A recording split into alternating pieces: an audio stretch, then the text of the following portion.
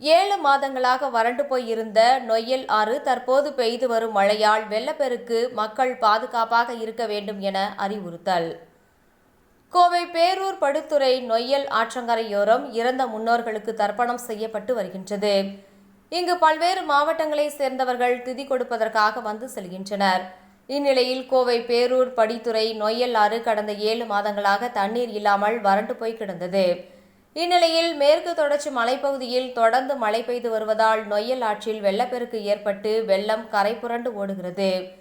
பேரூர் படித்துறையில் 5 படிக்கட்டுகள் மூழ்கிய நிலையில் படித்துறையில் பாதுகாப்பாக இருக்க பொதுமக்களுக்கு அதிகாரிகள் அறிவுறுத்தி வருகின்றனர். பொதுமக்கள் இந்த பகுதியில் பிளாஸ்டிக், துணி, குப்பைகளை போட வேண்டாம் எனவும், தர்ப்பணம் செய்ய செல்வோரும் பொதுமக்களும் பாதுகாப்பாக இருக்கும்படியும், செல்ஃபி எடுக்கவோ வெள்ளத்தில் குளிக்கவோ முற்பட செய்யக்கூடாது என அதிகாரிகள் அறிவுறுத்தியுள்ளனர். 7 மாதங்களுக்கு பிறகு நொய்யல் ஆற்றில் வெள்ளப்பெருக்கு ஏற்பட்டிருக்கும் நிலையில் பொதுமக்கள் மகிழ்ச்சியடைந்துள்ளனர்.